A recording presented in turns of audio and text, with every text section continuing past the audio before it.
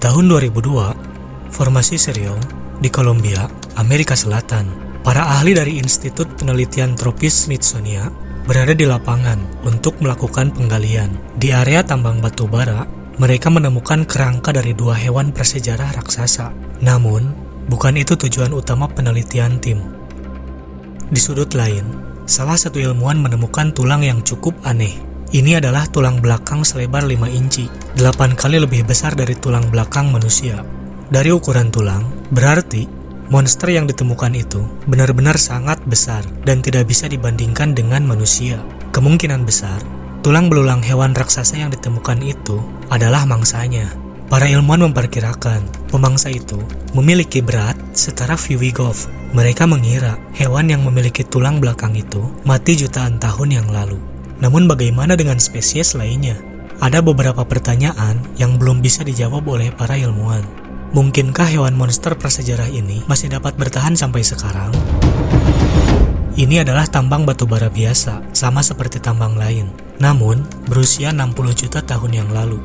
Batu bara di sini pada dasarnya adalah fosil pepohonan dan tanaman yang tumbuh di hutan tropis pertama di planet ini. Para ilmuwan menemukannya selama penggalian di utara Columbia. Selalu tampak mengejutkan ketika traktor dan bulldozer bekerja di tambang sekarang. Karena Seriong merupakan situs penelitian paleontologi. Bukankah ini berisiko merusak spesimen penting? Namun ternyata semua itu untuk kepentingan penelitian dan masih banyak lagi fosil yang biasanya tersembunyi di bawah lapisan batu bara. Mesin pertambangan besar mengekstraksi puluhan ton batu bara dan mengekspos ratusan meter persegi material yang begitu penting bagi para ilmuwan. Penambang dan ahli paleontologi bekerja sama, memungkinkan kita dapat belajar tentang flora dan fauna dari Paleosen. Singkatnya ini hampir mirip dengan daerah tropis modern, namun ukurannya lebih besar. Seperti misalnya, kura-kura yang berhasil ditemukan, Serahoinemis wayunaiki, yang ternyata hampir seukuran mobil pintar. Setidaknya, memiliki panjang 1,5 meter. Contoh lain adalah Entrichesukes balrogus, yaitu buaya dengan panjang hampir 5 meter, tidak jauh berbeda dengan mobil Force.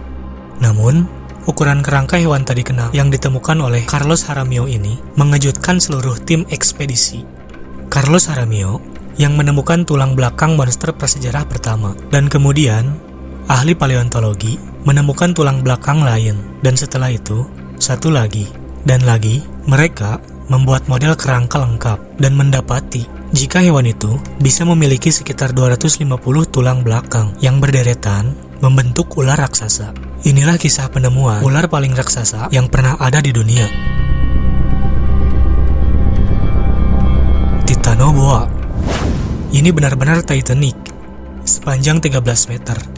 Ini hampir mirip dengan limosin standar 1,5.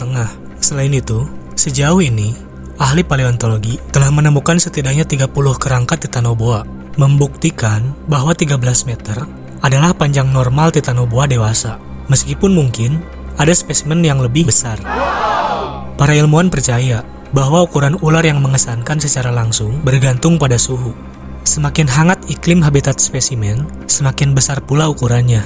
Itu karena spesimen yang lebih kecil tidak tahan panas berlebih dengan baik.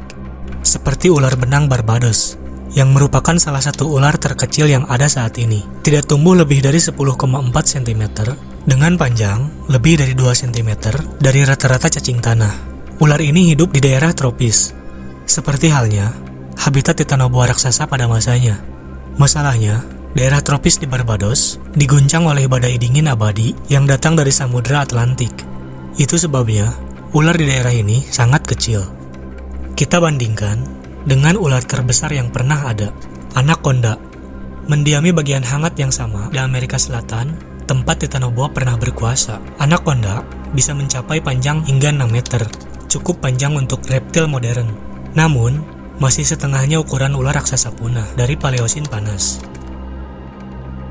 Meskipun, para ilmuwan percaya bahwa iklim dan suhu tidak hanya mempengaruhi ukuran kolosal Titanoboa, tetapi juga berperan dalam kepunahannya secara bertahap. Tidak lama setelah Titanoboa muncul, peristiwa kepunahan Cretaceous Palogen menghancurkan setidaknya 75% spesies planet ini, termasuk dinosaurus. Ini adalah momen perubahan iklim yang sangat drastis. sekitar 4,5 triliun ton karbon berakhir di atmosfer dan lautan, dengan menyebabkan iklim yang lebih panas di planet ini. Suhu global rata-rata Paleosin adalah sekitar 25 derajat Celcius. Bandingkan angka ini dengan suhu di zaman kita. Di Ots, itu mencapai 14,5 derajat. Cuaca prasejarah yang begitu panas menyebabkan fauna yang begitu melimpah, termasuk tentu saja calon mangsa Titanoboa yang lapar, yang juga merasa nyaman di lingkungan semacam ini. Tidak hanya di Amerika Selatan, tetapi pada dasarnya di seluruh planet ini. Seekor ular dewasa dapat dengan mudah mengalahkan kura-kura 100 kg hingga menelan buaya raksasa. Namun, bukan berarti Titanoboa tidak terancam punah. Buaya sendiri mungkin telah berhasil memakan telurnya. Selain itu, para ilmuwan percaya bahwa ritual kawin ular raksasa agak aneh dan berbahaya bagi spesies itu sendiri. Semuanya dimulai dengan pertarungan antara Titanoboa jantan untuk memutuskan siapa yang akan kawin dengan betinanya. Namun hal paling aneh tentang itu adalah setelah berkembang biak dengan pemenang, betina akan membunuh pasangannya dan memakannya. Sampai pada 7 bulan kemudian, bayi ular kecil akan menetas. Sebagaimana yang kita lihat, bahkan di masa jayanya, spesies ini cukup langka. Titanoboa bisa mati karena sebelum mereka lahir atau binasa, begitu berjuang untuk bereproduksi. Tetapi, menurut para ilmuwan, bahwa penyebab utama kepunahan ular itu adalah perubahan iklim yang tidak terduga. Menjelang Miosin awal, suhu global rata-rata mulai turun secara perlahan. Untuk Titanoboa thermophilic, suhu dengan 12 derajat Celcius sangat rendah. Reptil monster ini berangsur-angsur punah, dengan ular-ular kecil menggantikan tempatnya di ekosistem. Selain itu, Titanoboa gagal beradaptasi dengan habitat baru. Hutan tropis berubah menjadi semacam padang rumput, dan mangsa Titanoboa menghadapi masa kepunahan atau penyusutan. Para ilmuwan percaya bahwa ular itu mati karena tidak dapat menemukan makanan, dan itu merupakan asumsi yang aneh. Maksud saya, mengapa hewan di puncak rantai makanan tak terkalahkan dalam pertempuran, punah, hanya karena perubahan iklim dan tidak mampu beradaptasi. Meski para ilmuwan mengklaim Titanoboa telah punah sebelum kemunculan manusia. Kisah tentang ular yang sangat besar adalah bagian dari banyak budaya, dan legenda belum tentu merupakan produk imajinasi, melainkan visi dunia yang dihipnotis oleh nenek moyang kita. Perjanjian Lama memuat beberapa penyebutan monster laut yang tampak seperti ular raksasa. Leviathan adalah perwujudan dari kekacauan, pemangsa jiwa yang dikutuk setelah kematian, raja dari segala binatang buas. Yang menarik adalah sebagian besar teks yang menggambarkannya sebagai binatang nyata benar-benar ditemui orang. Monster serupa menimbulkan teror di hati orang Skandinavia. Di dalam legenda mereka, bangsa Viking sering menceritakan kisah ular laut yang kuat dan tumbuh menjadi sangat besar. Ular itu telah mengelilingi bumi dan menggigit ekornya sendiri. Dulu, namanya Jormungandr. Ia muncul di beberapa runestone, ukiran Kristen awal, dan pra-Kristen. Misalnya, sebuah kisah sang dewa petir, Thor, mencoba membunuh monster yang sangat besar itu. Terukir pada runestone abad ke-11. Ukiran itu sekarang dipamerkan di Museum Nasional Denmark. Menariknya, ular raksasa ini bisa hidup di dalam Laut Norwegia, yang merupakan laut marginal antara Samudra Arktik dan semenanjung Skandinavia. Arus Norwegia hangat mengalir melalui laut yang merupakan perluasan dari arus Seluk. Itu karena arus laut tetap bebas es, bahkan di musim dingin sekalipun. Dan ini merupakan sarang sempurna untuk Titanoboa thermophilic.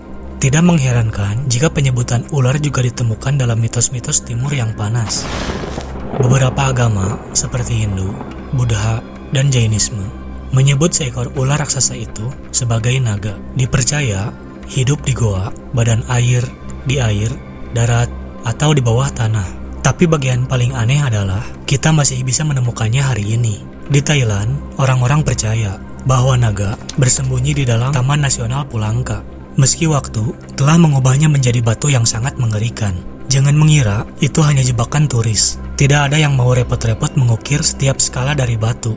Beberapanya mengira bahwa batu raksasa itu mungkin adalah Titanoboa yang membatu dalam letusan gunung berapi. Perwakilan taman mengklaim jika batu ular raksasa itu sebenarnya terdiri dari batu yang retak, terkena sinar matahari, selama lebih dari 100.000 tahun keberadaan mereka. Suhu ketika siang dan malam yang sangat berbeda menjadikan tekstur batu itu mengembang dan menyusut secara bergantian. Akhirnya retak dikombinasikan dengan erosi air. Akibatnya, terbentuklah pola seperti sisik pada batu ular raksasa. Namun yang aneh, tidak ada batu serupa di dekatnya. Mungkinkah suhu hanya mempengaruhi batuan ini saja? Tapi, selain mitos dan legenda, ada pula bukti bahwa Titanoboa itu benar-benar ada, seperti yang terlihat dalam rekaman video para saksi ini. Jika diperhatikan secara seksama, kamu akan melihat bentuk ular berenang di air keruh. Bagian ekornya membutuhkan banyak waktu untuk menghilang dari pandangan, yang menunjukkan bahwa reptil ini lebih besar dari anaconda. Terlihat pula foto ini di sisi lain, bukan diambil oleh orang biasa yang lewat, namun oleh personil dari CIA Amerika Serikat pada tahun 1959. Para agen itu terbang dengan helikopter Republik Kongo di Afrika. Tiba-tiba, mereka melihat sesuatu yang aneh. Itu adalah penampakan ular yang konon mencapai panjang 59 meter. Jauh melebihi panjang kerangka Titanoboa yang telah ditemukan para ilmuwan. Ular besar itu bahkan terlihat di tempat yang tidak seharusnya. Video tersebut memperlihatkan seekor ular dengan ukuran yang tidak masuk akal, merayap di salah satu atap rumah wilayah Samara, sebuah kota di Tenggara Rusia, meski iklim di kawasan ini sama sekali tidak hangat.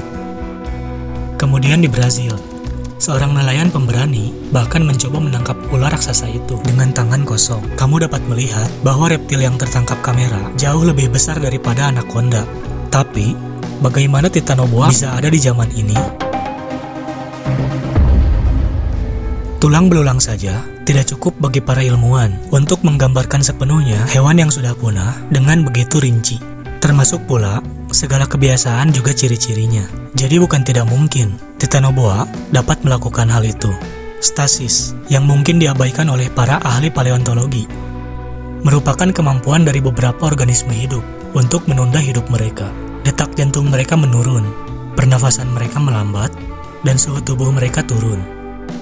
Hibernasi semacam itu memungkinkan hewan bertahan hidup di musim yang begitu dingin, kekeringan, kekurangan makanan, hingga kondisi ekstrim lainnya. Stasis juga diamati pada beberapa spesies ular, misalnya ular garter, berhibernasi sejak awal cuaca dingin, pada akhir Oktober hingga April. Ular-ular ini menghabiskan stasisnya di gua-gua bawah tanah yang sempit. Bagaimana jika jutaan tahun yang lalu Titanoboa mengalami hibernasi yang sama bersembunyi di bawah tanah? Tentu akan menimbulkan pertanyaan, kapan, dan yang terpenting, di mana ia akan bangun. Carlos Jaramillo yang pertama kali menemukan Titanoboa percaya bahwa kemungkinan kembalinya reptil raksasa itu cukup tinggi. Meski ini hanya dapat terjadi jika suhu global naik dan tidak lebih awal dari 1 juta tahun. Namun, tidak ada yang bisa membayangkan bahwa pemanasan global akan meningkat dengan begitu pesat, dan asumsi para ilmuwan bisa saja menjadi kenyataan. Sekarang juga, sementara dahulu, suhu global rata-rata masih tidak cocok untuk keberadaan Titanoboa yang nyaman. Pemanasan global dalam beberapa tahun terakhir telah mengubah situasi secara dramatis. Sekarang, suhu tahunan rata-rata di daerah Khatulistiwa adalah sekitar 31 derajat Celcius, yang bahkan lebih tinggi dari suhu global rata-rata di Paleosen. Jika selama ini Titanoboa benar-benar tertidur, ini adalah momen terbaik untuk bangkit dari tidurnya, meski mungkin saja sudah melakukannya.